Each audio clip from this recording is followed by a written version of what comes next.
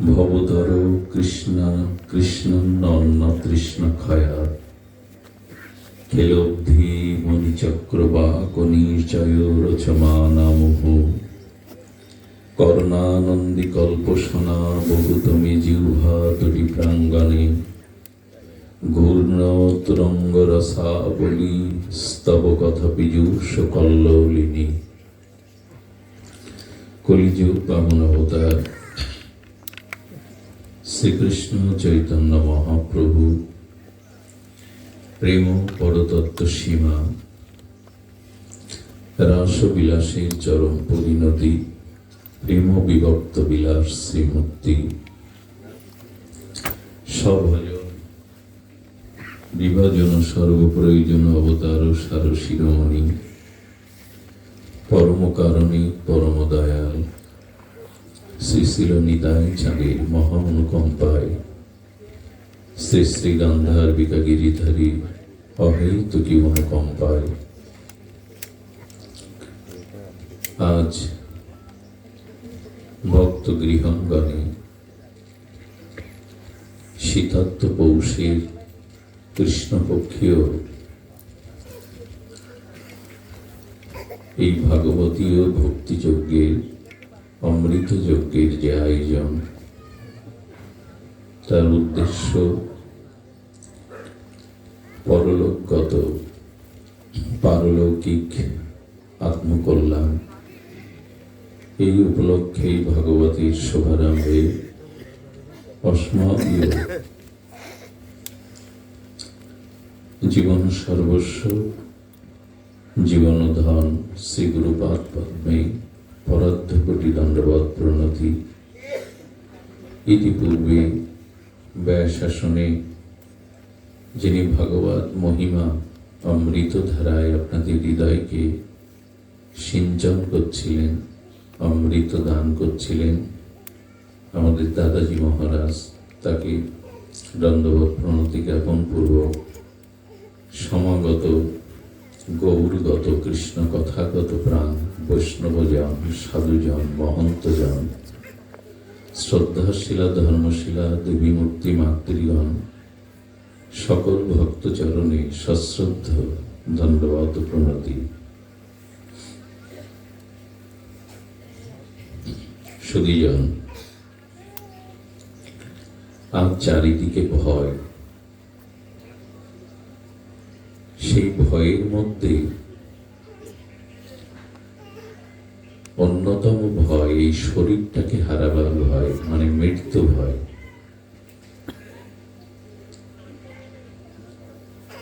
এখন এই ভয়কে দূর করে নির্ভয় হওয়ার একমাত্র পথ, সেই পথের সন্ধান আজ ভাগবতের আলোকে আমরা জানতে চেষ্টা করব।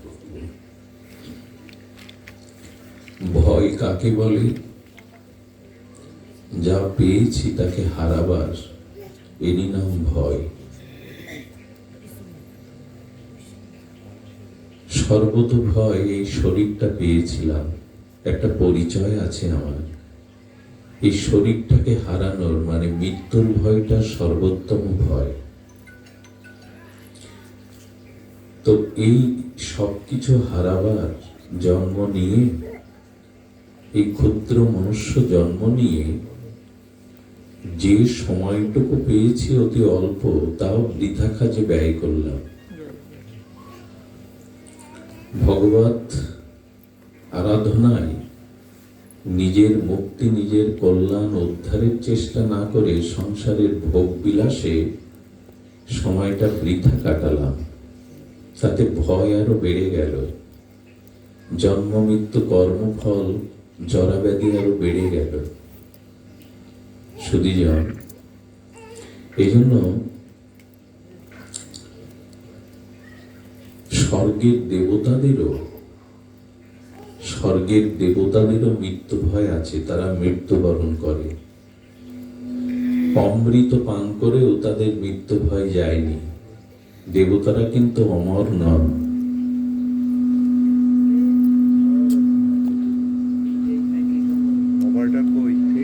দেবতারা অমর নন। জয় রাধে। এইভাবে থাক বাবা, বারবার একরকম থাক। আচ্ছা, এই জগৎ যিনি সৃষ্টি করেছেন সেই ব্রহ্মাও অমর নন। জগৎ ভগবৎ শক্তিতে সৃষ্টি করেছেন ব্রহ্মা, তারও মৃত্যু ভয় আছে, তারও ব্রহ্মার পথ হারাবার ভয় আছে। খুব ধ্যান দিয়ে কথাগুলি শুনুন, আজকে খুব মর্মস্পর্শী উদ্দেশ্যে এই অনুষ্ঠান। এতগুলো মানুষের এই জগৎ থেকে চলে যাওয়া, এই জন্য আমরা এই বিষয় নিয়ে একটু আস্বাদন করি। দেখবেন যেখানে ভয় আছে আবার সেখানে শান্তি থাকে না, যেখানে কিছু ভয় আছে সেখানে শান্তি দাঁড়ায় না। তো এই জন্য আমাদের ভয় আছে, শান্তিও নাই। ভয় থাকলে মানুষ শান্তি পায় না, নির্ভয় হলে তখন মানুষের শান্তি আসে।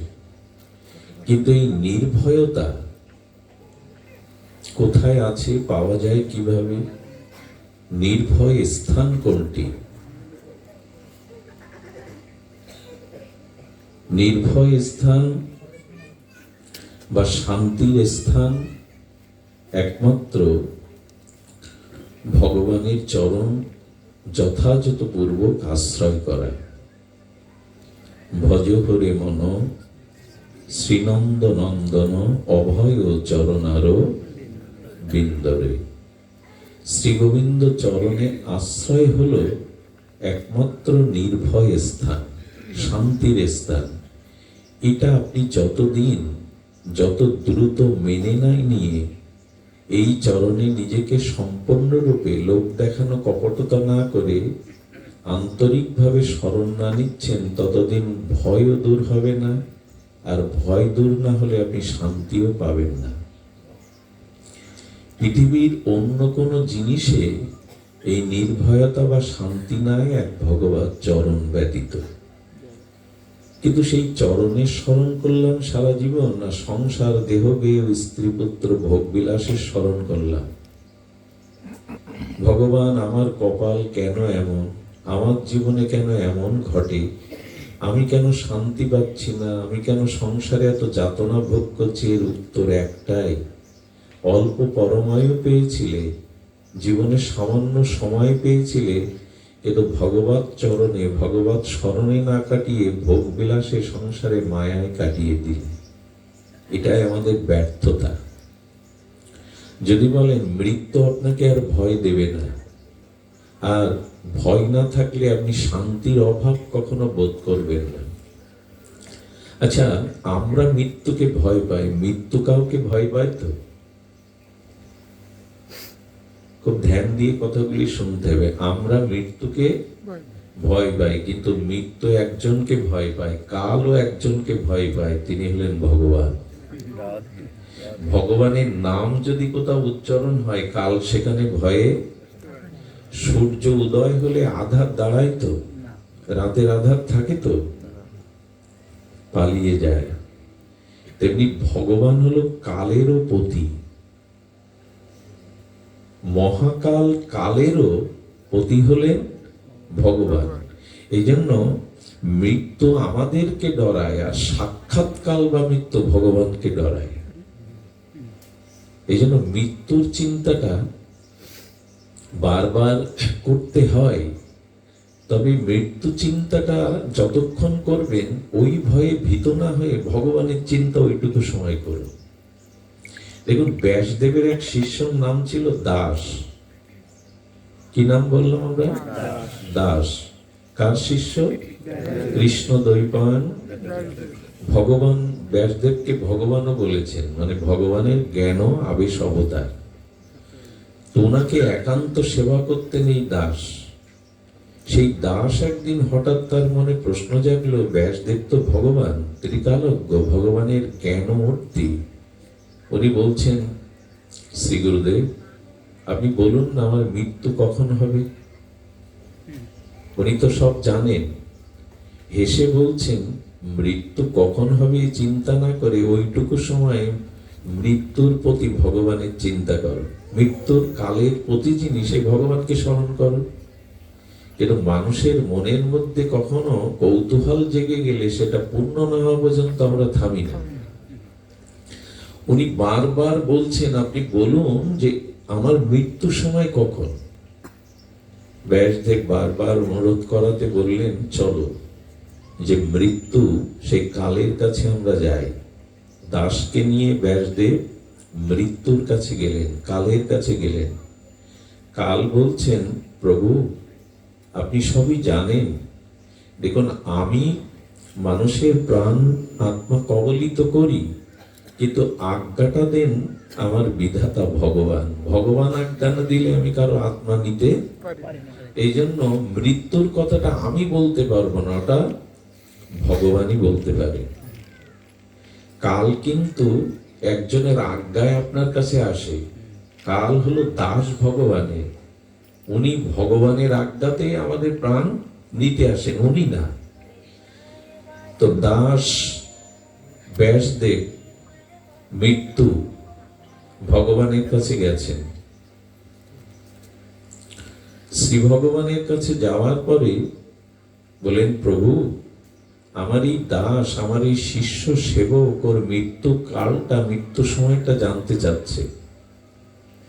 তো আমি ওকে নিয়ে মৃত্যুর কাছে গেলাম, কালের কাছে গেলাম। কাল বললেন, আমি ভগবানের আজ্ঞাবাহী চাকর, ভগবান ছাড়া কারো মৃত্যুর কথা কেউ বলতে পারে না। তো আপনার কাছে এসছি, আপনি কৃপা করে একটু বলুন ওর বড় কৌতূহল, ওর মৃত্যু কখন। খুব ধ্যান দিয়ে শুনুন, কথাটি খুব মার্মিক কথা। ভগবান তখন হেসে বললেন, ব্যাস তোমার মতো তত্ত্বজ্ঞ সদ্গুরুরও সেবা করছে, তাই মনে করেছিলাম আমি ওকে সহজে মৃত্যু দেব না। ও দীর্ঘদিন জীবিত থেকে তোমার মতো আচার্যের সেবা করুক, কিন্তু দেখলাম যে মৃত্যু ওর এখনই হবে, মৃত্যু ওর এখনই হবে। কারণ আপনার সেবা যাতে দীর্ঘদিন করতে পারে, এই জন্য ওর মৃত্যু সম্পর্কে আমি খুব জটিল একটা সমীকরণ তৈরি করেছিলাম। ব্যাসদেব বলছে, কেমন? বলে, যেদিন আপনি আর আপনার এই দাস আর কাল মানে মৃত্যু দেবতা আর আমি এই চারজন এক জায়গায় হব, সেই সময় ওর মৃত্যু হবে। যেদিন দাস এবং আপনি আর মৃত্যু আর আমি ভগবান এই চারজন একত্রিত হবে, সেই সময় ওর মৃত্যুকাল। এই চারজন এক জায়গায় হওয়ার সম্ভাবনা ছিল না, কিন্তু এখন দেখছি আপনি ওকে নিয়ে সেই আমার কাছে এই তিনজনকে নিয়ে এলেন, তার মানে এই মুহূর্তেই ওর হলো তাই।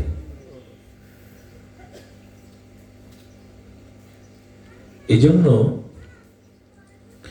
লক্ষ্য করে দেখুন যে মৃত্যুর হাত থেকে বাঁচবার উপায় নাই। এটা মর্তলোক, মর্ত মানে যেখানে এলে মরতে হয়। তো এই জন্য কালের অধীন আমরা, আর কাল হলো ভগবানের অধীন। আপনি কার শরণ নেবেন? এটা মুখে স্বীকার করি, শরণ নেই তো। আমরা কালের অধীন, আর কাল কার অধীন?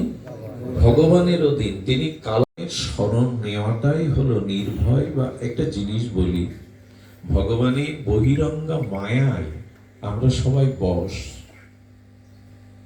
বশ বলতে আমাদের নিজস্ব কোনো স্বতন্ত্র শক্তি এখানে খাটবে না। আমরা ভগবানের মায়ার কাছে, শক্তির কাছে সকলেই বিবশ বা বশ। এই মায়া বা ভগবান যে আদেশ করবেন সংসারে তাই ঘটবে। সব থেকে মজার কথা কি জানেন? অনন্ত বিশ্ব ব্রহ্মাণ্ডের অনন্ত জীব ভগবানের মায়ার দাস হয়ে চলছে, কিন্তু আমার বাড়ির দুইজন থাকলে একজনও আমার কথা ঠিকভাবে শোনে না। অনন্ত বিশ্ব ব্রহ্মাণ্ডের প্রতিটি জীব ভগবানের মায়ার কাছে দাসত্ব করছে, যা বলছে তাই মানতে হচ্ছে জীবের, অথচ আমার কথা কেউ আমার পরিবারেরও মানে না। এই জন্য আমি প্রভু যেন না সাজি। অনন্ত বিশ্ব ব্রহ্মাণ্ডের পিপীলিকা থেকে ব্রহ্মা পর্যন্ত ভগবানের মায়ার দাস। তিনি যা যেভাবে যাকে করাচ্ছেন তাকে তাই করতে হচ্ছে। কিন্তু আমি যাদের জল অন্ন দিয়ে কর্তা মনে করি, তারা আমার কথা কেউ মানে না, শোনে না। কিসের কর্তা আমি? কিন্তু ভগবানের প্রভাব দেখুন, সব জীবগুলো যেমন যা যা আমাদের জন্য বরাদ্দ করেছেন তাই মানছেন কিনা দেখুন। জন্মটা কি আমাদের হাতে? উনি যেখানে যে পরিবেশে যাদের কাছে জন্ম দিয়েছেন, আমাকে সেখানে যেতে হয়েছে। জন্মের আগে কোথায় জন্মাবেন এটা আপনার উপর নির্ভর করে না, করে কি?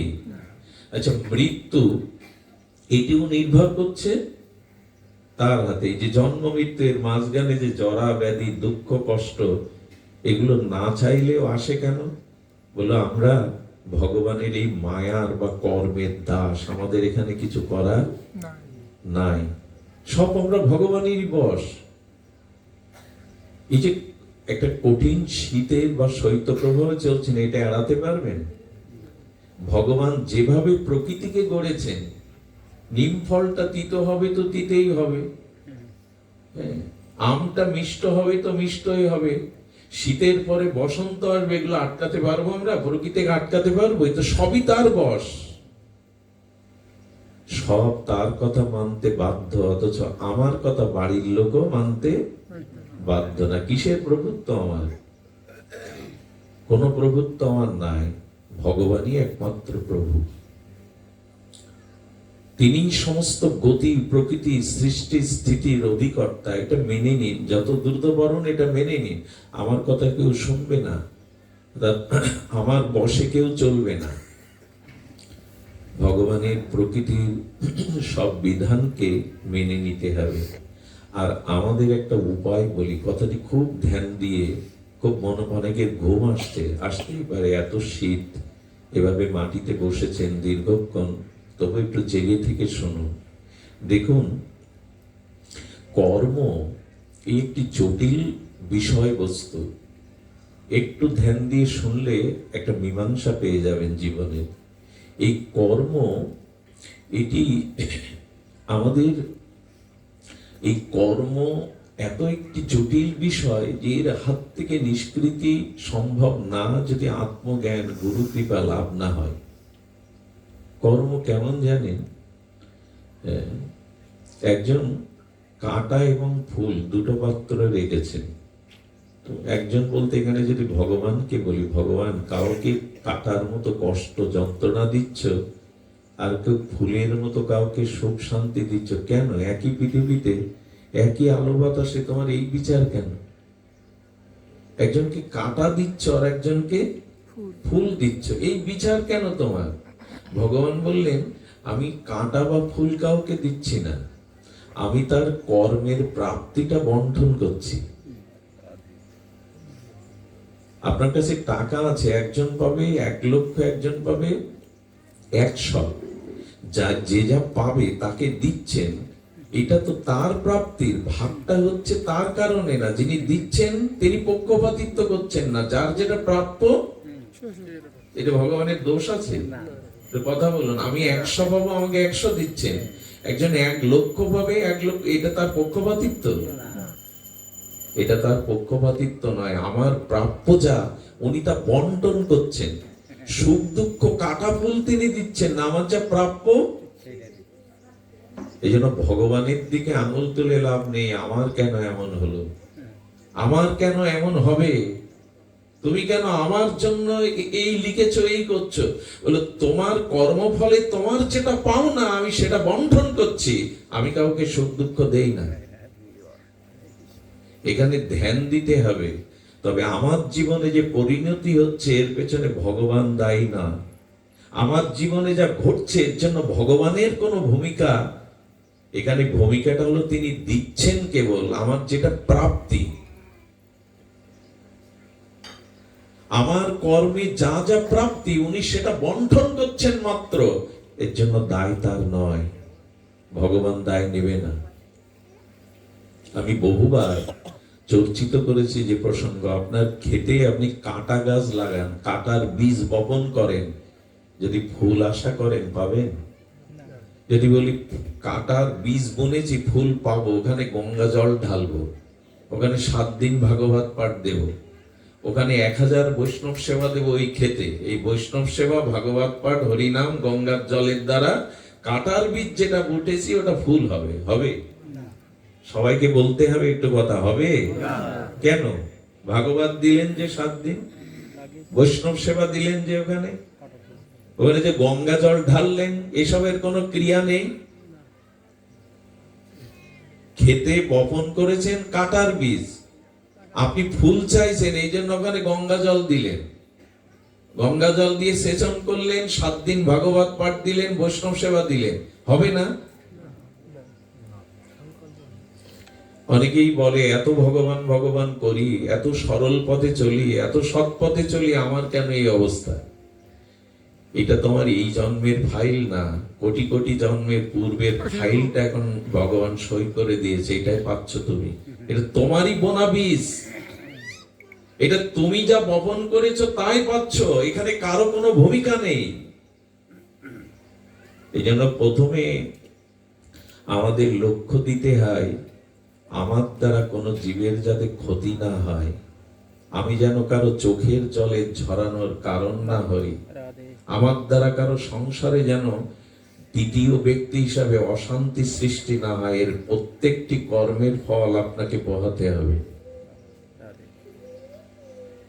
কাটার বীজ বুনে গঙ্গা জল ঢেলে, গঙ্গা জল ঢালছেন ওটার ক্রিয়া আলাদা, ভাগবত পাঠ করছেন ওটার ফল আলাদা, কিন্তু কাটার বীজ গাছ হবে না।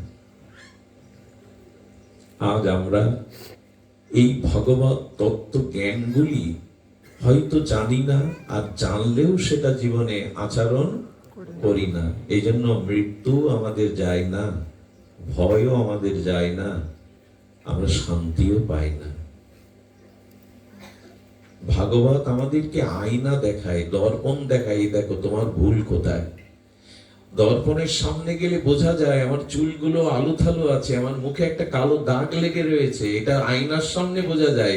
ভাগবতে এলে পূর্ণ হয় না, ভাগবতে এলে আয়নার মতো দেখা যায় আমার ভুল কোথায়, আমার অপরাধটা কোথায়, কেন আমি এই সংসারে জন্ম মৃত্যু চক্রে অভিশাপে ভুগছি, এটা আয়নার মতো ভাগবত দেখায়। যেন ভাগবতে আসতে হয়, আমার ভুলগুলিকে, আমার সমস্যাগুলিকে ভাগবত দর্পণের মতো দেখিয়ে দেয়, এই দেখো তোমার ত্রুটি কোথায়, তোমার ভুল কোথায়।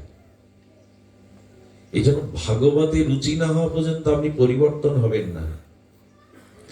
ভাগবতে রুচি না হওয়া পর্যন্ত আপনার জীবনে কোনো পরিবর্তন নেই। এই জন্য জীবনে মৃত্যু চিন্তা, আর যদি কর্ম সৎ হয় তাহলে আপনি পেরে গেলেন। কর্মটা যদি সৎ হয় আর যদি মৃত্যু চিন্তাটা সর্বদা থাকে, অনেক কিছুর হাত থেকে আপনি রক্ষা পাবেন। কিন্তু আমাদের এই জন্য যারা জন্মদিন পালন করে না, এইখানে আমি কখনো করতে দেই না, আমার জন্মদিন আমি কখনো পালনও করিনি, করতে দেই না, এবং এটা আমি ঠিকভাবে মেনে নিতে পারি না। কারণ জন্মদিন যে হাততালি দেই, আনন্দ করি, প্রদীপ জ্বালাই, বন্ধু বান্ধব আত্মীয় ডাকি, জন্মদিনটা আনন্দের দিন না। জন্মদিনটা জানিয়ে দেয় একটা বছর ফুরিয়ে গেল তোমার জীবনে, মৃত্যু 1 বছর এগিয়ে এলো।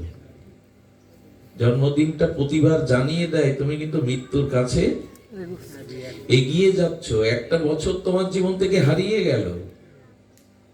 আমার চিন্তাটা এমন হয়, ভগবানের আবির্ভাব তিরোভাব পালন করতে হয়, বৈষ্ণবের, গুরুদেবের, এই ভেবে আবার কেউ জন্মদিন বন্ধ করবেন না, করুন। কিন্তু আমার ধারণা এই যে ও মৃত্যুকে জানাতে আসে, একটা বছর ফুরিয়ে গেল, একটা বসন্ত তোমার জীবন থেকে চলে গেল।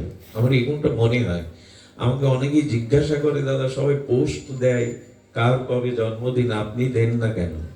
আসলে আমার ভাবনাটা এরকম যে আমার একটা বছর কমে গেল, মৃত্যু এগিয়ে আসছে, এই জন্য আমি হাততালি দেই না, চিন্তা করি একটা বছর তো চলে গেল, করলামটা কি?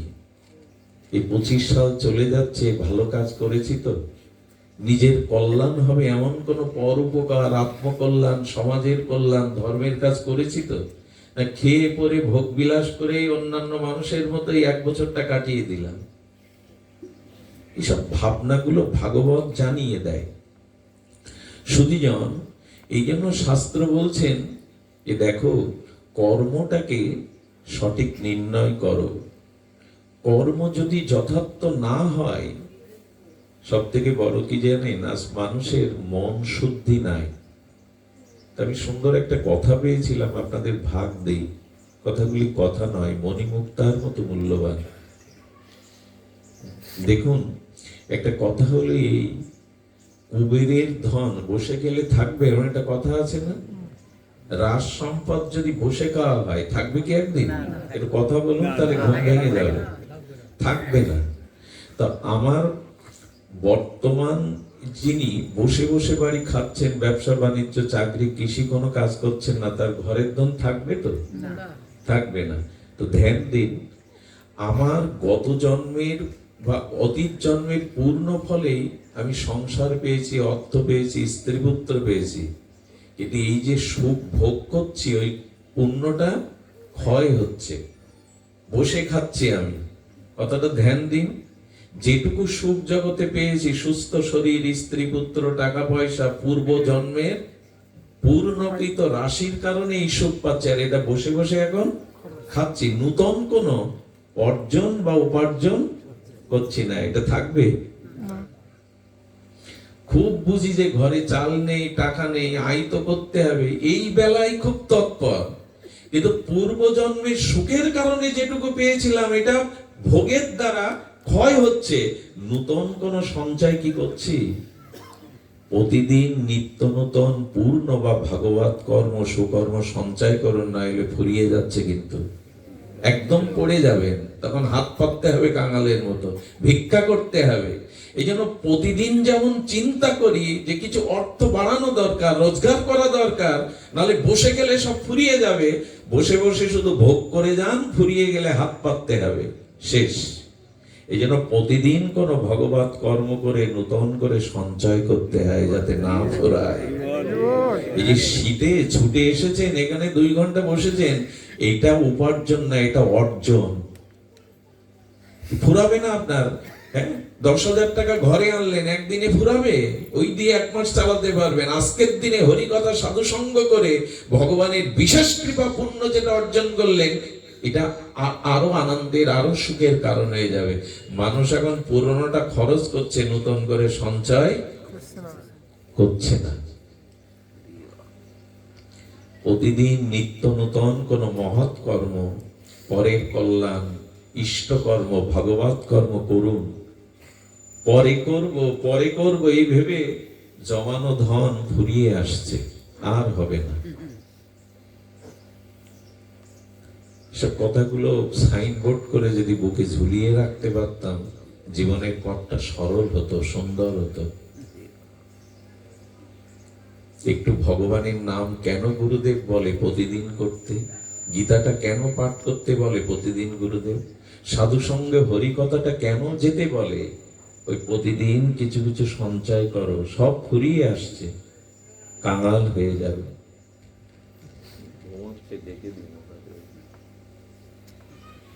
ঘুমায় না, ভাগবত শোনো। ঘুম তো হবে, ঘুমায় না। একদিন একেবারে ঘুমাতে হবে, আর কেউ ডাকবে না। ঘুমায় না। লক্ষ্য করুন, খুব ধ্যান দিয়ে শুনুন, যে নিত্য নূতন কিছু সঞ্চয় করুন।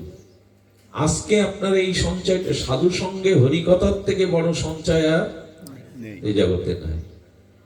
যারা মারা যায় তাদের সম্পত্তি তারা নিয়ে যায় তো? নিয়ে যায়? বরঞ্চ তার যা সম্পত্তি আমরা কেড়ে নেই। হাতে বালা থাকলে, আংটি থাকলে কি দিয়ে দেয়? তার যা তা কেড়ে নেই। একজন মানুষ মারা যায়, কান্নাকাটির মধ্যে আংটি, হাতের চুড়ি, বালা, সোনার থাকলে খুলে নেবে। সাথে দেওয়া তো পরে মরুক, আপনার কাছে যা আছে তা এরা কেড়ে নেবে। সাথে যা যায় তাই সঞ্চয় করছেন।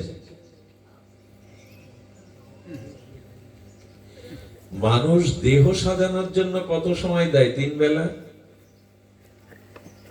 প্রসাধনী মাখা, সাবান মাখা, চুল আঁচড়ানো, মুখে ক্রিম মাখা, দেহের দেহের যত্নের জন্য কতটা সময় দেয়, আত্মাকে সাজানোর জন্য সময় দেয়।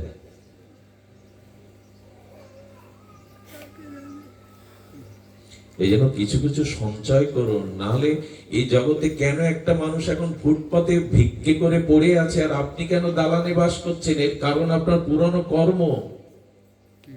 একই পৃথিবীতে একটা মানুষ আপনার কাছে হাত পাচ্ছে আর একটা মানুষ উপরের হাত দিয়ে তাকে দিচ্ছে, দুইজনই মানুষ। এর কারণ পেছনে কর্ম। এই জন্য ভগবান বারবার বলছেন নূতন করে কিছু সৎকর্ম সঞ্চয় করো, ভগবত আরাধনা কিছু করো। এগুলি তোমার পরবর্তী জন্মে কল্যাণের কারণ হবে। সুধীবৃন্দ, এগুলো ভাগবতের বাইরের কথা না। তবে সব থেকে বলি, মানুষের মন এখন অশুদ্ধ। প্রায়শ আমাদের মন অশুদ্ধের একটা কারণ বলি, আমাদের আনন্দ স্তরে পৌঁছাতে গেলে আনন্দই গোবিন্দ, গোবিন্দই আনন্দ, ভগবানই সুখ, ভগবানই আনন্দ। ওই স্তরে পৌঁছে গেলে আপনাকে 5টা পদ্মা ভেদ করতে হবে। কয়টা? খুব ধ্যান দিয়ে শুনুন। প্রথমে হলো অন্নময় কোষ, দ্বিতীয় হলো মনোময় কোষ, তৃতীয় হলো জ্ঞানময় কোষ, চতুর্থ হলো বিজ্ঞানানন্দময় কোষ, আর পঞ্চম হলো আনন্দময় কোষ। কয়টা কোষ হলো? 5টা। আবার বলি, এক কথা বারবার বলা উচিত নয়, বলতে হয় যাতে আমাদের হৃদয়ে কথাটা স্থায়ী রূপ নেয়। একটা হলো অন্নময় কোষ, দ্বিতীয়টা হলো প্রাণময় কোষ, তৃতীয়টা হলো জ্ঞানময় কোষ, চতুর্থটা বিজ্ঞানানন্দময় কোষ, পঞ্চমটা আনন্দময় কোষ। এই আনন্দময়তেই ভগবান বিরাজ করেন। ওইখানে এই মৃত্যু, জরা, ব্যাধি, যন্ত্রণা, কর্মফলার নাই। কিন্তু তার আগে 4টে পদ্মা আপনাকে ভেদ করতে হবে। তার প্রথমে হলো অন্নময় কোষ। আমরা যে অন্ন গ্রহণ করি না, ওই অন্ন, আমাদের দেহটা ওই অন্ন, জল, রুটি, সবজি যা গ্রহণ করি, তার দ্বারা অন্নময় কোষটা পুষ্ট হয়, এই জন্য বেঁচে থাকি। অন্ন না পেলে, জল, রুটি, সবজি, অন্ন না পেলে বাঁচতাম না। 21 দিন বাঁচতাম, তারপরে নারী মরে যেত। কারণ এই অন্নময় কোষটা বাঁচিয়ে রাখে। এখন এই অন্নটা যদি সৎপথের না হয়, এই যে অন্ন মুখে তুলে দিচ্ছেন, অন্ন, সবজি, এটা যদি সৎপথের না হয়, অন্যকে কষ্ট দিয়ে, ফাঁকি দিয়ে হয়, তাহলে এই অন্নময় কোষের দ্বারা আপনার জীবনে জ্ঞানময়, প্রাণময়, আনন্দ, বিজ্ঞানময় কোষে আপনি পৌঁছাতে পারবেন না। এইটা যদি ঠিক না হয়, কি মর্মস্পর্শী একটা দৃষ্টান্ত। এটা বলতে গেলে লোম খাড়া দিয়ে ওঠে। বিশ্বদেব সরসজ্জায় উপদেশ দিচ্ছেন পঞ্চপাণ্ডবকে। সেই উপদেশ বড় জগৎখ্যাত উপদেশ, কারণ ভগবানকে সামনে রেখেই উপদেশ দিচ্ছেন। জগৎগুরু ভগবান শ্রীকৃষ্ণ ভীষ্মের পায়ের কাছে, চরণের কাছে দাঁড়িয়ে, কারণ সরসজ্জায় তো চরণের কাছে না দাঁড়ালে ভীষ্ম গোবিন্দকে দর্শন করতে, আর উনি মনে মনে গোবিন্দেরই প্রতীক্ষা করছে, তোমার কমল বদন কখন দর্শন করব গোবিন্দ। তো দেখতে দেখতে উনি একাদশী বিষয়ে, ধর্ম বিষয়ে, নারী ধর্ম বিষয়ে, সবকিছু বিষয়ের উপদেশ দিচ্ছেন। দ্রৌপদী দূরে দাঁড়িয়ে দাঁড়িয়ে হাসছে। আচ্ছা, একজন বেদজ্ঞ তপস্বী পিতামহ ভীষ্ম উপদেশ দিচ্ছে ভগবান কৃষ্ণের সামনে দাঁড়িয়ে। পঞ্চপাণ্ডব, সেখানে পরাশর, ব্যাসদেব, বশিষ্ঠ, এদের মতো মৃত্যুঞ্জয়ী ঋষিরা বসে শুনছেন পিতামহ ভস্যের উপদেশ। ওর মধ্যে হেসে উঠে, আচ্ছা এখন যে আমি আলোচনা করছি, আপনি যদি হেসে ওঠেন উপহাসে, এই হাসিটা ব্যাসদেব হঠাৎ তার হৃদয়ে খুব ব্যথা পৌঁছালো। দ্রৌপদী, তুমি হাসছো? বলে, পিতামহ, হাসবার কারণ আছে।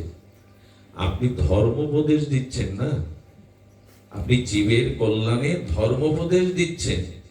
আপনার মনে পড়ে রাজসভাতে দুঃশাসনের মতো মানুষ আমার চুলির মুঠি ধরে আমার বস্ত্র কেড়ে নিয়ে যখন বিবস্ত্র করছিল, আপনার সেই সময় ধর্মোপদেশ মনে ছিল না?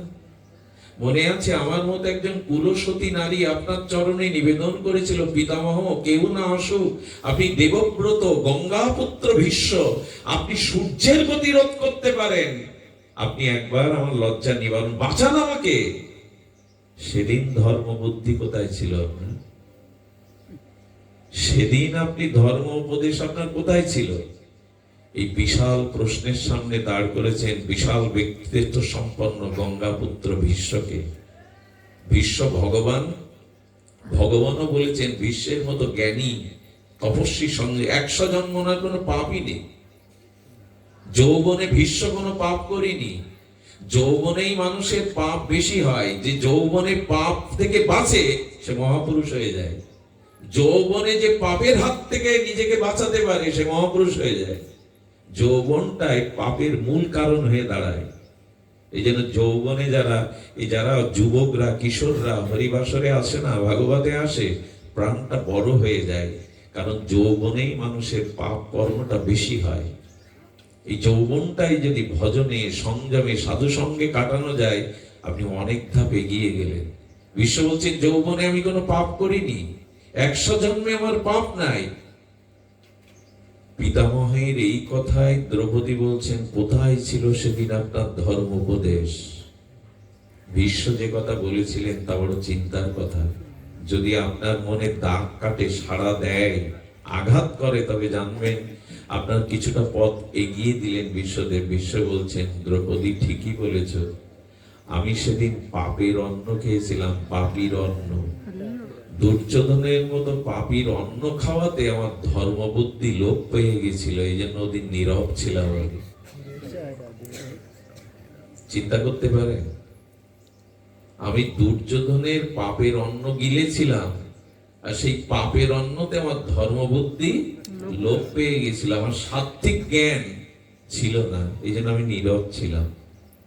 যে অন্নটা আমরা খাই ওটা যদি সৎ পথের না হয়, শরীর ফাঁকি দেওয়া, লোককে ফাঁকি দেওয়া, অন্যায় করে আনা, ওই অন্নের দ্বারা আপনার যে অন্নময় কোষ তৈরি হবে, তারা জ্ঞানময় কোষে, বিজ্ঞানময় কোষে, আনন্দময় কোষে যেতে দেবে না আপনার। একটা তো দরজা ভেদ করুন, তারপরে তো ভেতরে যাবেন। এই জন্য শাস্ত্র বলেছে সৎ কষ্টপার্জিত অর্থের দ্বারা যে এক মুঠো পায়, ওই অন্ন কোষটা তাকে পরবর্তী প্রাণময় কোষে পৌঁছে দেয়, প্রাণময় কোষ তাকে জ্ঞানময় কোষে পৌঁছে দেয়, জ্ঞানময় কোষ তাকে বিজ্ঞান আনন্দময় কোষে পৌঁছে দেয়, বিজ্ঞান আনন্দময় কোষ তাকে আনন্দময় ভগবানের কোষে পৌঁছে দেয়। এই জন্য এই যে আচ্ছা অন্নটা বাবারা সৎ পথে রোজগার করলো, কিন্তু যার কাছে এনে রান্না করতে দেয় তারও যদি সাত্ত্বিক বুদ্ধি না থাকে, তবে অন্যের দ্বারা আপনার ভিতরে স্বভাব দূষিত হয়ে যাবে। একটা কথা বলি মা, তোমাদের বলি, খুব ধ্যান দিয়ে শোনো। রান্নাঘরটা ঠাকুর ঘরের মতো পবিত্র রাখতে হয়। কারণ ওইখান থেকে স্বামী সন্তানের রোগ ব্যাধি, মনের ভালো অসৎ ভাবনাটা তৈরি হয় ওইখান থেকে। শোয়ার ঘরের থেকে ঠাকুর ঘরের মতো রান্নাঘর। এই জন্য রান্নাঘরটাকে বলা হয়েছে ভগবানের ওইখানেই মন্দির বলা হয়েছে, ভোজন মন্দির। এই জন্য পুরী ধামে যেখানে জগন্নাথের ভোগ রান্না করা হয়, সেই হাজার হাজার বছর ধরে বংশ পরম্পরায় রান্না করা হয়, অন্য কাউকে ওই সুযোগ দেওয়া। ওদের বংশ পরম্পরায় ওটা করে, অন্যকে ওখানে প্রবেশের অধিকার নাই। অনেকেই বলে যে উনি প্রসাদ পেলেন না কেন, এত বড় বক্তব্য দিলেন, অমুক বললেন।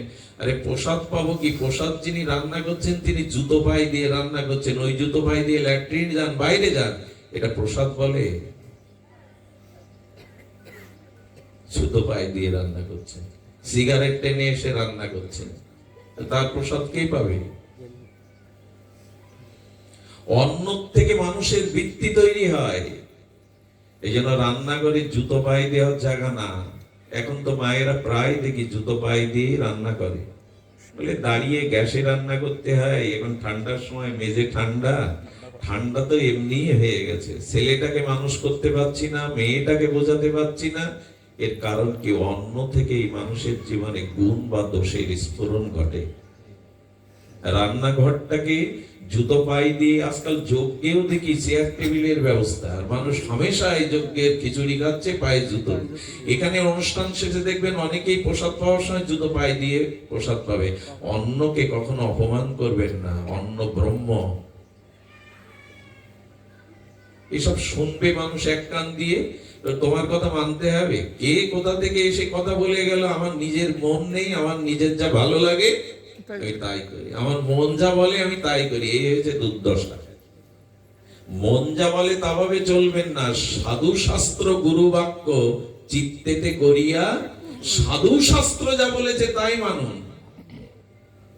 মন যা বলে তাই মানতে গেলে হোঁচট খাবেন, পড়ে যেতে হবে। এই জন্য যারা ভগবানের সেবা করেন, এই জন্য যারা রান্না করেন, উচিত কি জানেন? ওই আমি আগেকার দিনে দেখেছি, বাজার থেকে বাবারা কিছু পাঠালে, বিশ্বাস করুন, মায়ের এক মুঠো চাল, একটা সবজি ভগবান সেবার জন্য আলাদা তুলে রাখতো। এটা ভগবানেরই তোমার দেওয়া, এই জন্য তুলে রাখতো চালগুলো, একদিন বৈষ্ণব সেবায় দিয়ে দিত, যজ্ঞে দিয়ে দিত। কিন্তু আগে এই সংসারের মালিক ভগবান, এই অন্ন যোগাচ্ছেন ভগবান, তাই তার জন্য এক মুঠো গাছের প্রথম ফলটা, ক্ষেতের প্রথম সবজিটা, আগেকার মানুষ এত ভাগবত আলোচনা না শুনলেও, এত শাস্ত্র জ্ঞান না থাকলেও তারা ওটা মন্দিরে দিয়ে আসতো, আগে ভগবানের সেবায় দিয়ে আসতো। গাছের প্রথম ফল, ক্ষেতের প্রথম, তোমার দান এটা, এটা তোমারই প্রাপ্য। এক মুঠো করে রেখে দেওয়ার নিয়ম এখন নেই, ভগবানের জন্য ওটা রাখতে হয়, ফুরোই না। ওনাকে যদি ওনার কথা মনে করে কিছু রাখেন, জুতো পায়ে দিয়ে মোবাইলে গল্প করতে করতে, আজে বাজে চিন্তা করতে করতে রান্না করলে ওই ভাবটা ওই অন্নের মধ্যে দিয়ে তার মধ্যে সংক্রামিত হয়। এই জন্য যারা ভগবান চিন্তা করে নাম জপ করতে করতে রান্না করেন, শুদ্ধ বস্ত্রে স্নানাধিকৃত করে ওই রান্নার, এই জন্য তো বলি হোটেলের রান্নার স্বাদ বেশি, মায়ের হাতের রান্নার অত স্বাদ না। কিন্তু কোনটা আমাদের জীবনে সুস্থতা নেই, হোটেলের রান্না না মায়ের হাতের রান্না? এর কারণ কি? হোটেল বয় আপনার মঙ্গলের চিন্তা করে রান্না করেনি, ব্যবসার চিন্তা করে রান্না করেছে, আর মা আপনার কল্যাণের চিন্তা করেই রান্না করেছে। এই জন্য ওই যিনি রন্ধন করেন, যেভাবে রন্ধন করেন তার মধ্যে ওই ভাব সংক্রামিত হয়। যদি বলেন এইসব শুনতে শীতে এসেছি তোমার কাছে, এইগুলো সংস্কার করুন, তবেই ওইখানে পৌঁছাতে পারবেন। লাভ দিয়ে পৌঁছানো যাবে না, লাভ দিয়ে সিঁড়ি ভাঙতে গেলে পা ভেঙে যাবে, হোঁচট খাবে। এইগুলোই ঠিক করুন ঘরে, একটু শুদ্ধভাবে রোজগার, আর শুদ্ধভাবে যদি ওই অন্নটা আর একটু যদি ওই সাথে ভগবানকে তুলসী পাতা দিয়ে পেতে পারেন, তাহলে তো সব মিটে গেল। ভগবানকে দেই না, পাওয়ার আশা করি হাজারটা, তার বস্তু তাকে না দিয়ে যারা পায়, গোবিন্দ বলছেন এর এক একজন চোর।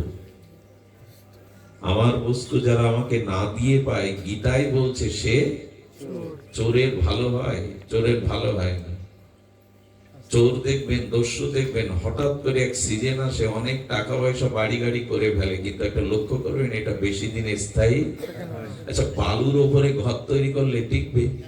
বাচ্চারা বালু দিয়ে ঘর তৈরি করে, টেকে কি সমুদ্রের তীরে? টেকে না। বরফের কোনো বস্ত্র রাখলে থাকবে? বরফের উপরে কি হবে? বরফ ধীরে ধীরে গলে যাবে। অসৎ পথের অর্থ বড় জোর কিছুকাল টিকে থাকে, তারপরে অভিশাপ নেমে আসে, ওইটাই তার পতন এবং যন্ত্রণা কারণ হয়ে দাঁড়ায়। ভগবানকে না দিয়ে যারা পায়, এটা অন্যায় হয়, তাকে চোর বলে অভিহিত করেছে। গোপাল গোপীদের ঘরে ননি চুরি করতে গিয়ে যারা সরিয়ে রাখতো ঘর থেকে, গোপাল পেত না, গোপাল তর্জনী চেয়ে বলতো, যে ঘরে আমার সেবার ব্যবস্থা নেই, যে ঘরে আমার জন্য কিছু রাখা নেই, এই ঘরে আমি আগুন জ্বালিয়ে দেব, আর ওই আগুনে ঘরে যারা আছে ওরা পুড়বে। গোবিন্দ কারো ঘরে আগুন দেয়, এগুলো ওই আগুন না, আমি অশান্তির আগুনে এই সংসার জ্বালাবো। আর ওই পরিবারে যারা থাকে ওরাও অশান্তিতে, টাকা পয়সা আছে, বাড়ি গাড়ি আছে, ভেতরে শান্তি নেই। বলে থাকবে কি করে? যিনি শান্তি দেন তার কোনো ব্যবস্থা তুমি ঘরে রাখোনি। গরমে প্রচন্ড গরম, কি মেশিন ব্যবহার করা হয়? এসি ব্যবহার করা হয়। গরমেও ঠান্ডা পান, ওই ব্যবস্থাটা আছে বলেই তো গরমে শীতলতা, সুখ, আনন্দ, সুখ পান। তো তেমনি ঘরে ভগবানকে সুখের ব্যবস্থা কি করেছেন যে ওই ঘরে সুখ থাকবে? বসো বাবা, বসো। কিভাবে সুখ পাবে তুমি? ঘরে তো ব্যবস্থা করনি, ঠান্ডা মেশিন নেই তো ঠান্ডা পাবে? ঘরে ওটা আগে রেখে দিতে হবে। তো এয়ার কুলার বা ওই ঠান্ডা মেশিন যাই বলেন, তখন তো ঠান্ডা পাবেন। তো ঘরে ভগবানের সুখের ব্যবস্থা আছে যে ওই ঘরে সুখ থাকবে? তার সেবা যে যে মায়েরা প্রভাতে ভগবানকে প্রদীপ দিয়ে মঙ্গল আরতি দেয়, আরতিটার কি নাম? কি নাম বললাম? মঙ্গল আরতি। প্রভাতে ভগবানকে যারা মঙ্গল আরতি দেখায়, বলছেন ওই ঘরে অমঙ্গল কোথা দিয়ে ঢুকবে? এই মঙ্গলকেই তো জাগালেন, মঙ্গল রেখেই তো আনন্দ দিলেন, তো ওই ঘরে অমঙ্গল কি করে ঢুকবে? আমি খুব দৃঢ় কণ্ঠে বলতে পারি, এর মধ্যে যারা আছেন শতকরা হিন্দুদের 1-2 বাড়িতেই হয়তো মঙ্গল আরতি হয়, 99% বাড়িতে হয় না। শুধু চিৎকার করি, এত রোগ কেন, এত শোক কেন, এত যন্ত্রণা কেন? আর এই সুখময় ভগবানকে কি সুখ দিয়েছ জীবনে? তুমি সুখের আশা করো। কৃষ্ণ বিনা সুখ দিতে নাহি অন্যজন, থাকিলেও বিদ্যা কোটি উচ্চ কুলে জনম। বিদ্যা থাকতে পারে, কোটি টাকা থাকতে পারে, উচ্চ কুলে জন্মাতে পারো, বড় বিদ্বান হতে পারো, কিন্তু কৃষ্ণ বিনা কেউ তোমাকে সুখ দিতে পারবে না। তো সুখময় গোবিন্দকে আনন্দ দেওয়ার ঘরে আমাদের ব্যবস্থা নেই। ঠাকুর ঘর একটা আছে অবহেলিত।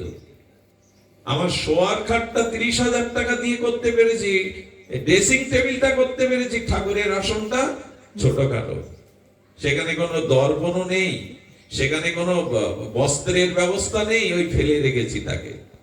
কি করে আশা করেন আপনি?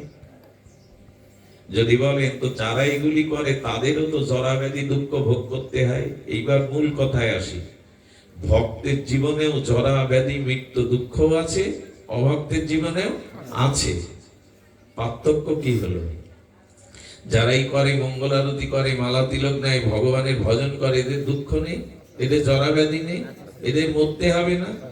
তাহলে করে লাভ কি? সফলতাটা কোথায়? এর প্রাপ্তি কোথায়? এবার এই কথাটি ধ্যান দিয়ে শুনতে হবে। যারা এগুলি করছেন, ভগবানের আরাধনা, উপাসনা, সংকীর্তন, সাধুসঙ্গ, তাদের জীবনেও যদি জরা ব্যাধি দুঃখ কলঙ্ক অপমান থাকে, আর ভজন না করছে তাদেরও থাকে, পার্থক্য কোথায়? একই তো হলো। একই হলো না। আমি বারবার একটা দৃষ্টান্ত দেই। আপনার বাড়ির বিড়ালি যখন বাচ্চা পারে না বিড়ালিরা, তখন ওর বাচ্চাকে ঘাড় মটকে ধরে এক জায়গা থেকে আরেক জায়গায় নিয়ে যায় কিনা? 5-6 বার স্থান পরিবর্তন করে।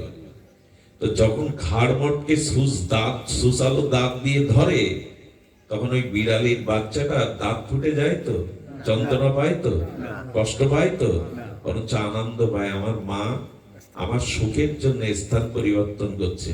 কিন্তু এই একই দাঁত, একই মুখ যখন ইঁদুর ধরে,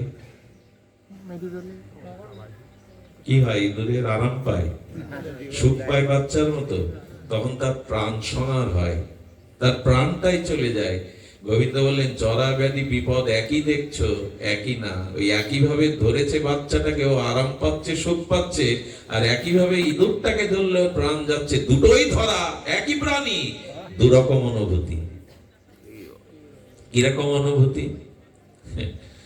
দেখুন, আপনার দেহকে কাটা হচ্ছে, অপারেশন করা হচ্ছে, এতে আপনি যন্ত্রণায় ছটফট করছেন, রক্তারক্তি চিৎকার হচ্ছে, কিন্তু অবাস করে যদি কাটেন, বুঝতে পারবেন ওই সময়? ভক্তরা ভগবানের ভজন করতে করতে দেখে এটা দুঃখ, এটা সুখ, এভাবে দেখে না।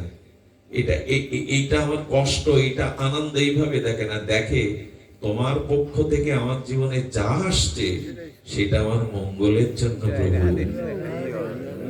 তোমার জীবনে, আমার জীবনে তোমার তরফ থেকে যা আসছে সেটা আমার মঙ্গলের জন্য।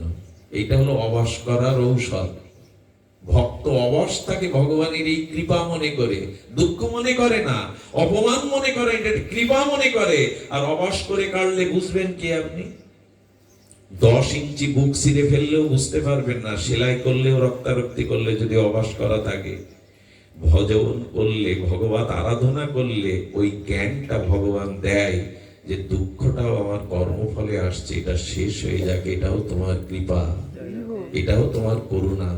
এই ধৈর্যটা ভগবানের তরফ থেকে ওই ভজনের দ্বারা সে পায়, আর এটাকেও সে কৃপা মনে করে, করুণা মনে করে। এই জন্য মৃত্যু আসবে না, জরাব্যাধি অপমান কষ্ট আসবে না এমন নয়, আসবে, কিন্তু অবশ করা রোগী যেমন বুঝতে পারে না, ভক্তের ওই দশা হয়, বিড়ালের ধরার মতো। এই জন্য সময়টা কাজে লাগান, সময়টা ভজনে লাগান, তাহলে দেখবেন দুঃখ আসলেও মনে হবে, দেখবেন ভক্ত শেষ হয়ে যায় না। ভক্ত দুঃখের মধ্যেও শক্তি সঞ্চয় করে, কষ্টের মধ্যেও জ্ঞান সঞ্চয় করে। সে মনে করে প্রভু, ফোড়া হলে যেমন মা ফোড়াটাকে গেলে দেওয়ার জন্য সন্তানকে কষ্ট একটু দেয়, কিন্তু উদ্দেশ্য থাকে আপাত কষ্ট পেলেও ওর সুখ হবে, রাত্রে সুখে ঘুমাতে পারবে। সন্তান অবস্থায় বোঝে আমার মা কত নিষ্ঠুর, আমাকে এত যাতনা দিচ্ছে। সন্তান জানে না এটা যাতনার জন্য না, এটা ওর সুখের জন্যই মা ব্যথা দিয়ে ফোড়াটা গেলে দিচ্ছে। ভক্ত মনে করে ভগবান আমার প্রিয় পরম, আমার কল্যাণের জন্যই তিনি আমার জীবনে অপমান দুঃখ ব্যাধি দিয়েছে। বৃন্দাবনের প্রেমানন্দ বাবার কিডনি দুটোই নাই। উনি কি বলেন জানেন? রাধারানীর কত কৃপা আমার উপরে, আরে কিডনি বিকল না হলে আমি এভাবে রাধারানীর ভজন করতে পারতাম না। ভক্ত সুস্থ থাকলেও মনে করে ভগবানের কৃপা, অসুস্থ থাকলেও মনে করে অসুস্থ অবস্থায় মনটা তোমার দিকে বেশি গেছে, এটাও তোমার কৃপা। কি করবে ভক্তকে সুখ দুঃখ? অসুস্থ প্রেমানন্দ বলছেন এভাবে কিডনি বিকল না হলে আমি ভগবানের ভজন, রাধারানী ভজন করতে পারতাম না। সুস্থতাও কৃপা মনে করে, অসুস্থতাও ভগবানের কৃপা মনে করে। এই ঠান্ডা মেশিনটা ঘরে নেন, তাহলে গরমে আর গরম লাগবে না। ভগবানের এই ভজনটা করুন। এটা কিন্তু শুনে গেলেই হবে তা না। আমাদের কি দশা জানেন? আমরা শুনে যাই আর বলে যাই। এই জন্য কাজের সময় দুঃখ আসলে তখন আর এই যে বাণী ঝাড়লাম না, এটা মনে থাকবে না আমার বা আপনার। শুধু যদি শুনে যান আর বলে যান, তারপরে এটা আচরণে আনতে হবে, তবেই জ্ঞানটা আসবে। ঠাকুর রামকৃষ্ণ পরমহংস কথামৃতে একটা কথা বলেছেন সুন্দর, টিয়া পাখি রে, তোতা পাখি রে, রাধা কৃষ্ণ বলি বলা ও বলবে, বলবে কিনা? রাধা কৃষ্ণ বলি শেখানো, বলবে, থাক আছে, বলবে। কিন্তু খাঁচা থেকে ছেড়ে দিয়ে যদি বিড়ালের সামনে টিয়া পাখিটা রাখেন, ও যখন শিকার করবে তখন রাধা কৃষ্ণ বলবে তো? টিয়া বলবে রাধা কৃষ্ণ? বিড়াল যখন হাতা দেওয়ার জন্য শিকার করবে তখন ওর যে ডাক ট্যাটা করে উঠবে। রামকৃষ্ণদেব বললেন, ভজন না করলে ওই টিয়া পাখি শেখানোর মতো বলি শিখে গেলে, বলে গেলে পরিস্থিতি যখন আসবে তখন কাজ লাগবে না, তখন ওই ট্যাটা বেরিয়ে যাবে, রাধা কৃষ্ণ বেরোবে না। এই যে বলছি দুঃখ এলে অপমান এলে তখন ওই ধৈর্যটা যেটা বললাম ভগবানের কৃপা, এটা মনে হবে না যদি ভজন না করেন ঠিক ঠিক। ওই টিয়া পাখির বুলির মতো রাধা কৃষ্ণ বলবো, অথচ বিড়াল সামনে শিকার করতে এলে তখন ট্যাটা বেরিয়ে পড়বে, তখন আর এই বাণী কাজে লাগবে না। এই জন্য ভজন করুন। ভজন না করলে, এই যেন গীতাতে দেখবেন একটু অপূর্ব শব্দ দিয়েছেন, তেষাং সতত যুক্ত নাম ভজতাম প্রীতিপূর্বকাম দদামি বুদ্ধি যোগ। আমি এই বুদ্ধিটা আমি কখন দেব? ভগবান বলছেন এই সহনক্ষমর বুদ্ধিটা আমি কখন দেব? যখন আমার সাথে যুক্ত থেকে আমার ভজন করবে, তখনই দদামি বুদ্ধি যোগাম। এই বুদ্ধিটা আমি তখনই দেব যে সুখ দুঃখ সব তোমার দান, তোমার করুণা প্রভু। ভজন না করলে এই বুদ্ধি ভগবান তাকে দিবেন না। শীতের রাত, বেশি সময় নেওয়ার অধিকার নেই। যারা প্রিয়জন হারিয়েছেন তাদের উদ্দেশ্যে বলবো যে দেখুন, তাদের এই সময় এইভাবেই যাওয়ার কথা। আমাদের মৃত্যু, আমাদের জন্ম, এই যে শীত গ্রীষ্ম, এগুলো কোনো মানুষের হাতে, বিজ্ঞানীদের হাতে থাকলে তারাই শীতকাল তুলে দিত, অনাবৃষ্টি থামিয়ে দিত। এগুলো আমাদের হাতে নাই। কিন্তু সতর্কতা কি জানেন? যারা অন্যের পরিণতি দেখে শিক্ষা নেয়, তারা জ্ঞান লাভ করতে পারে। জগৎকে ঠাকুর মশাই একটা শব্দ দিয়েছেন প্রেম ভক্তি চন্দ্রে, দেখিয়া শুনিয়া ভজ। এই জগৎটা চারিদিকে দেখো কিভাবে ধ্বংস হচ্ছে, কিভাবে মৃত্যু, কিভাবে চড়াব্যাধি। মাঝে মাঝে কাজ না থাকলে পার্কে না গিয়ে হাসপাতালে যাবে, 250 বেডে, তাহলে বড় কোনো মেডিকেল কলেজে যাবে। প্রতিদিন বেড়াতে, যদি সপ্তাহে একদিন সময় পান কখনো, আমি একটু অনুরোধ করছি, ওই যে যেখানে জরুরি বিভাগ বা যেখানে অপারেশন করা হয়, এই রুগীদের মাঝে এমনি সুস্থ একদিন ঘুরে আসবেন। ওইখানে ছোট নরক দর্শন হয় মানুষের। এই শরীরের পরিণতি এই কি হলো বাবা, শব্দযন্ত্রটা যেভাবে ছিল ওইভাবে থাক না, আবার হাত দিলে কেন? জয় রাধে। ভক্তজন, হাসপাতালে রুগী কেউ কাটা, কেউ ছেঁড়া, কেউ মারা গেছে, কারো লাশ নিয়ে যাচ্ছে, এসব দেখি কিনা? ওসব দেখলে আপনার মনে হবে এই তো শরীর, এই তো জীবন। তো এইগুলি দেখলে তখন দেখবেন রোগীর পাশে 2-4 দিন থাকলে, হাসপাতালে থাকলে মানুষের একটা বোধ জাগে, শরীরে এই পচা গলা রক্ত মাংসের এই শরীর। এই জন্য মাঝে মাঝে পার্কেও যাবেন, আবার মাঝে মাঝে একটু হাসপাতালেও যাবেন। ওখানে ছোট নরক দর্শনের মতো নিজের মনে হবে শরীরের এই পরিণতি। যাই হোক, আমি আপনাদের কষ্ট না দিয়ে বলবো, আসুন একটু এগিয়ে যাই, একটু এগিয়ে থাকি। পরিণতি সামনে ভালো নাই। আমাদের ভাগবতে বারবার বলে আছে, কলিতে অকাল মৃত্যুর সংখ্যা অত্যন্ত বেশি। পিতার কাঁধে পুত্রের লাশ প্রায়শ উঠবে। এগুলো দেখো, চারিদিকে তাকিয়ে দেখো। ছোট ছোট বাচ্চাদের ক্যান্সার হচ্ছে, জানেন? ছোট ছোট বাচ্চাদের এমন ভয়াবহ এক করোনা জানিয়ে গেল। করোনার ওজন কত ছিল জানেন? 8 গ্রাম। কয় গ্রাম? বিজ্ঞানীরা বলছে যে করোনা ভাইরাসটার মূল ওজন ছিল 8 গ্রাম। তাতে পৃথিবী কাঁপিয়ে দিল। ভগবান পারে নাটা কি? এর করোনা না, করোনার থেকে অতি ভয়াবহ জিনিস পৃথিবীতে নেমে আসছে। তৃতীয় বিশ্বযুদ্ধের দরকার নেই। এমনি পৃথিবীতে যে পরিবর্তন, পৃথিবীতে যে দুর্ভিক্ষ নেমে আসছে, লিখে রাখুন। একদিন আমি থাকবো না, কিন্তু এই কথা থাকবে, একদিন এক মুঠো সোনা দিয়ে এক মুঠো অন্ন পাবেন না। এই পরিস্থিতি সামনে আসছে। এখন এই 21 শতাব্দীতে পৃথিবীতে অনেক জায়গায় মানুষ না খেয়ে মরছে। পেপার পত্রিকা দেখুন, অনেক রাষ্ট্র আছে যেখানে খাদ্যের অভাবে, সব আছে তাদের, খাদ্যের অভাবে মানুষ মরছে। পৃথিবীর দুর্দশা বুঝবে না, কারণ পাপ যখন বেড়ে যায়, ভগবানের আরাধনা যখন কমে যায়, মানুষ যখন কপট হয়ে যায়, ধরিত্রী এটা সহ্য করতে পারে না, ধরিত্রী ভার বহন করতে পারে না। তখনই নেমে আসে মানুষের জীবনে এই দুর্যোগ। আজ প্রতিটা সংসারে অশান্তি, যন্ত্রণা, কষ্ট। আমরা ওই যে বললাম, আমাদের বসে কেউ নেই, এক শাশুড়ির বসে পুত্রবধূ নেই, পুত্রবধূর বসে শাশুড়ি নেই। ঘরেই যদি একজনকে বশ না করতে পারি, তো কি বশ করবেন আপনি? এই জন্য ভগবানের বশীভূত হয়ে যান, তার চরণে নিজেকে সমর্পণ করুন। আর এটা করবার গুরু মহারাজের একটি বিখ্যাত শ্লোক আস্বাদন করে গোস্বামীপাদের, রূপ গোস্বামীপাদ এই শ্লোকটি বলেছিলেন। এটি বলে আজকে পাঠ বিশ্রাম রাখবো। অপূর্ব শ্লোক, এই হলো সমাধান। আজ থেকে এই শ্লোকের একটা অংশ নিয়ে যান। সাধু সঙ্গ কাকে বলে জানেন? সাধু সঙ্গ বলে, এই যে এলাম, কীর্তন পাঠ শুনলাম, খিচুড়ি খেয়ে প্রসাদ খেয়ে বাড়ি গেলাম, সাধু সঙ্গ না।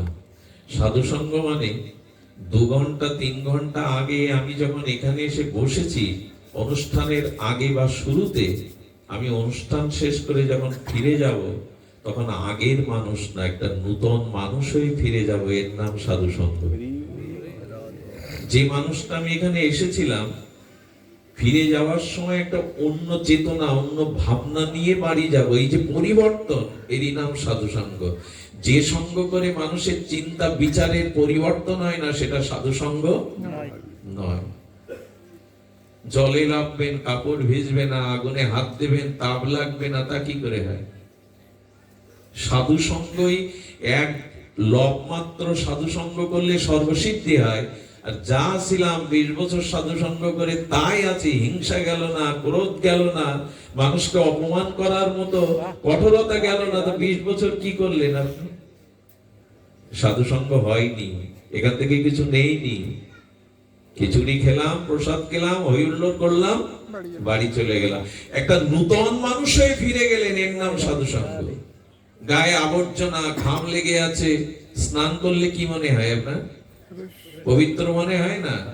ইংরেজিতে কি বলে? ফ্রেশ। ফ্রেশ লাগে, সজীব লাগে।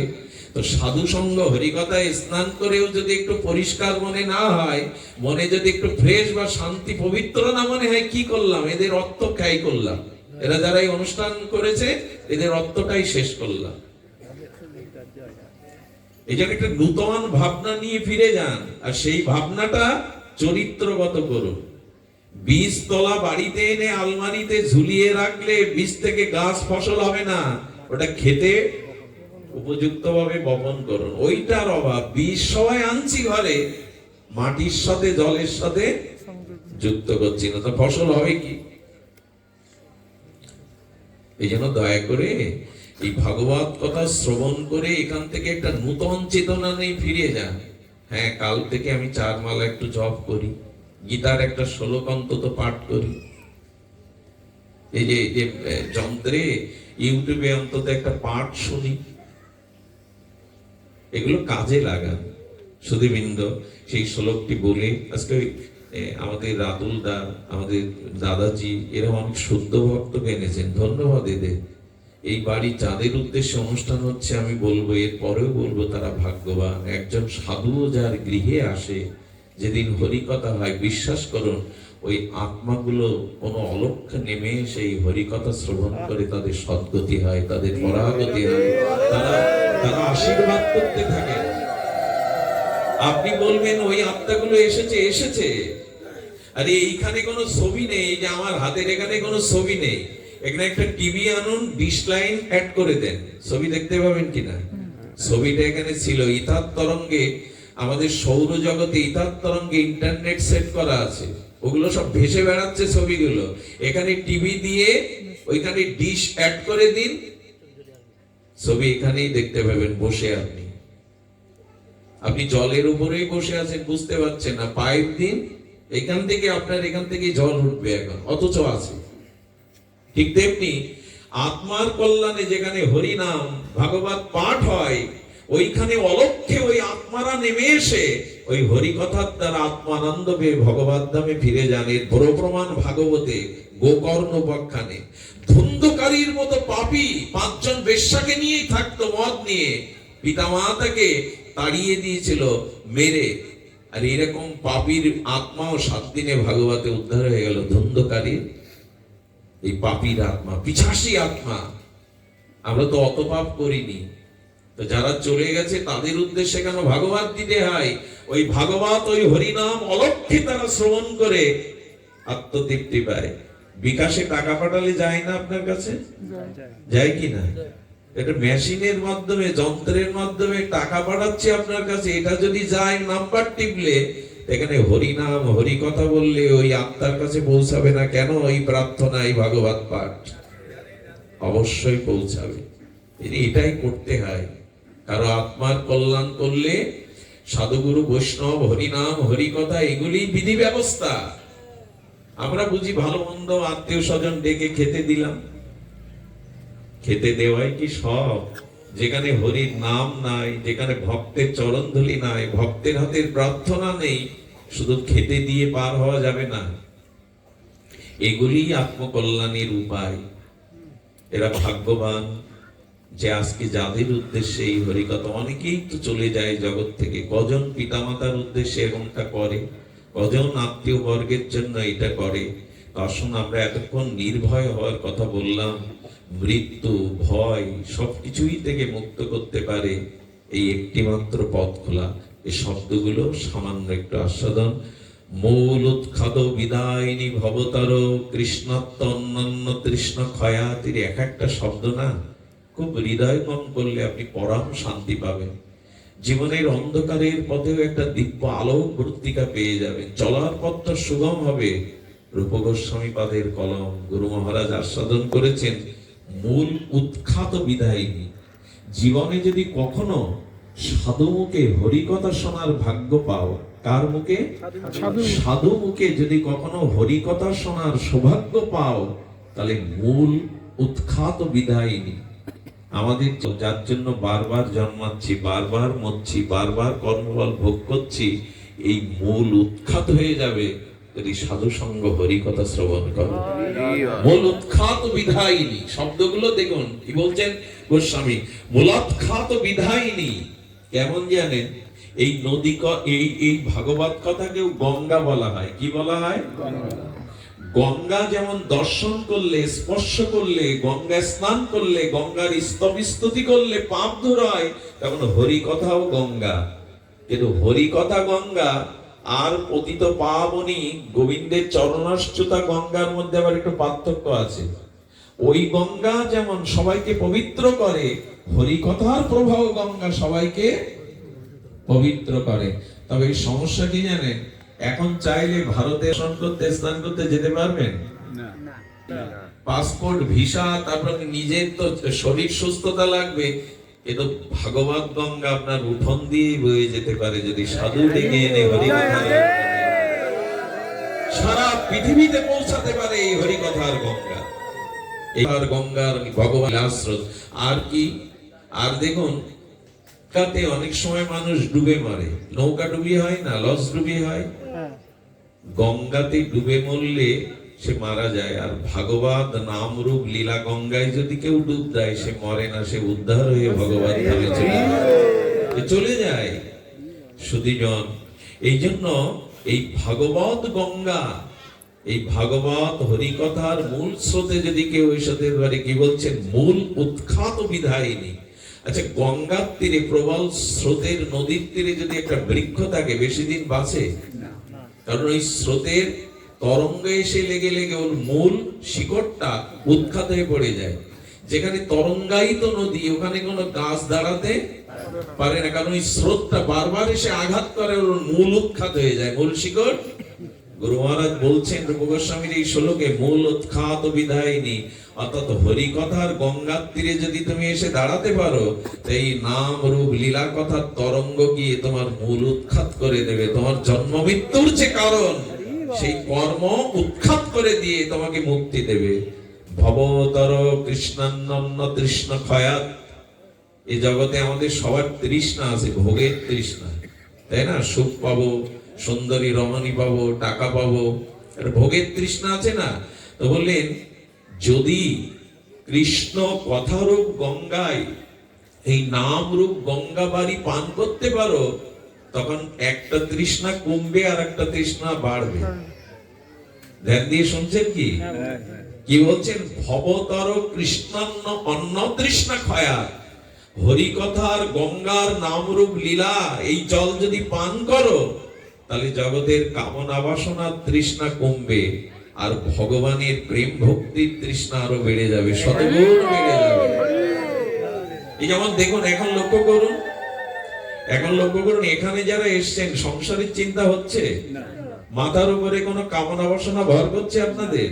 তার মানে কৃষ্ণ কথারূপ গঙ্গার নামরূপ জল পান করলে, লীলামৃত কথামৃত পান করলে জগতের ভোগের তৃষ্ণা ক্ষয় হয়, আর একটা তৃষ্ণা বেড়ে যায়। আবার কবে এমন শুনতে পাবো, আবার কবে এমন অনুষ্ঠানে যাবো, এমনি করে আবার কবে হরি কথা। কৃষ্ণ তৃষ্ণা বেড়ে গেল আর জগতের তৃষ্ণা কমে গেল।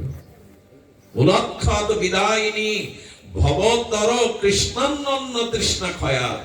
সাধুমুখে হরি কথাতে কৃষ্ণ তৃষ্ণা বাড়বে আর জগতের ভোগের তৃষ্ণা কমবে। ক্লেদ্বি মুনি চক্রবাক নিশ্চয় মানান্নাহমোহ।